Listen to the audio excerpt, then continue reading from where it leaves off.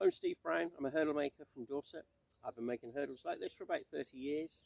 Over the years I've seen quite a wide range of styles and qualities of hurdles, some more durable and with a longer lifespan than others. Over the next few minutes I'd just like to give you a few tips on what to look for when you're buying hurdles, just so that you can pick out any hurdle that's possibly not going to have such a long life, and what to look for to find a good robust hurdle that's going to last you a good length of time. Generally, hurdle makers will have a waiting list. I would suggest it is worth the wait if you're happy with the product that you see. So this is a typical Dorset style. We have all the split shown on one side and all the bark shown on the other side. So ideally you want a hurdle that is mainly made from split wood.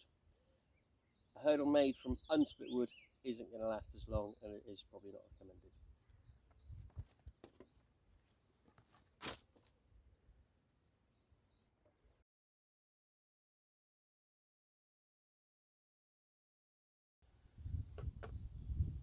Something to look for when you're buying a hurdle is the dimensions. Is it square? If it's 6 foot wide at the bottom, if it's a 6 foot wide hurdle, ideally you want it to be 6 foot wide at the bottom, 6 foot wide in the middle, and 6 foot wide at the top. This hurdle was made, I checked it as I was making. It is square. You sometimes do get a little bit of movement in the uprights, and it's important that the hurdle maker puts that right over the course of making the hurdle.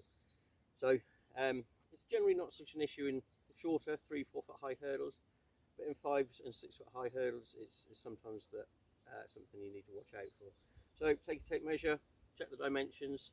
If you do find the hurdles are pulled in at the top, what you end up with, if you have a line of hurdles, is you'll end up with triangular gaps all the way along. Obviously not very good to look at. So definitely worth taking a tape measure and doing that check.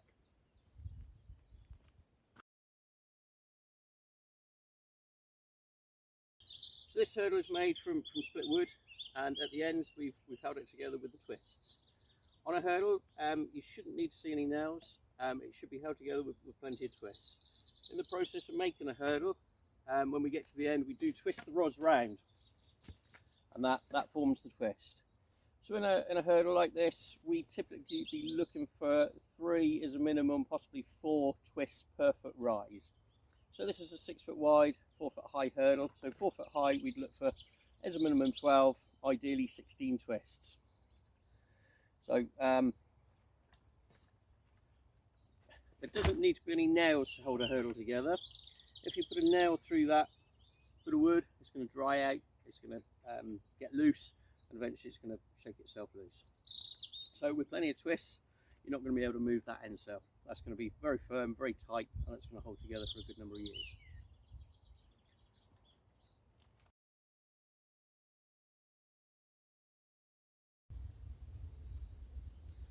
Right, a well-made hurdle will be tied in top and bottom.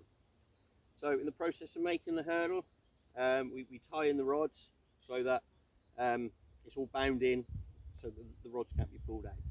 When the hurdle is finished, everything's tied in, so you can see these rods wrap over each other to tie them all down. It's what we call twillying in a hurdle context. So you're not going to be able to pull any of these apart. If you can pull them apart, obviously your hurdle's going to come apart quite quickly. That's the top. If we just have a quick look at the bottom as well. Again, you can see these are tied in. Nothing's going to pull that apart. The only way you're going to get that apart is by cutting it. Okay, so there's our spur rods, tying it all in, holding it all tight. So if you can pull the rods out, the hurdle is probably not recommended. It's going to come apart quite quickly.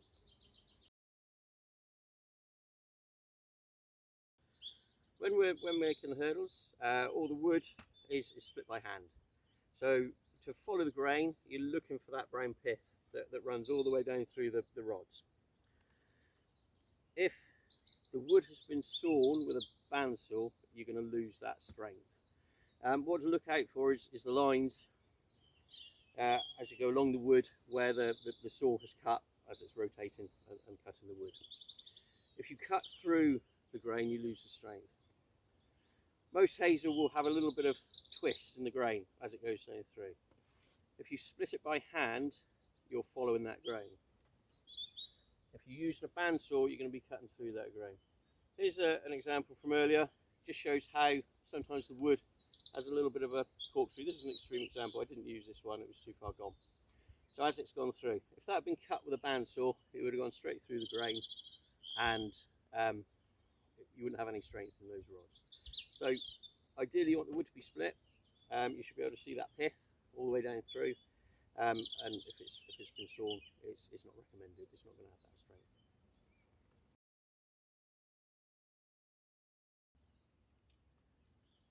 One final check you can do, although this one's much harder if you're talking to a wholesaler or buying from a retailer, but if you're talking directly to a hurdle maker, then it's an easy question to ask. It's whether the hurdle has been made on a curve.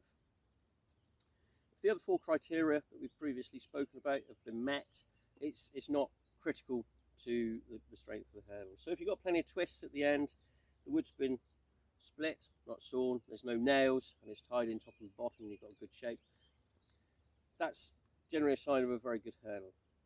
The reason for making a hurdle on a curve is it pre-stresses the wood. So all the rods, which are naturally straight, you're putting in on a curve. So when the hurdle is taken out of the flake, once it is finished, those rods will pull themselves straight, and that tightens everything up. So any gaps that you've got around the uprights or around the end sails and the twists, they will tighten up and lose that gap, and it gives the hurdle a lot of strength. Like I say, it's not essential. If all the other 4 criteria are met, you've got a very good hurdle.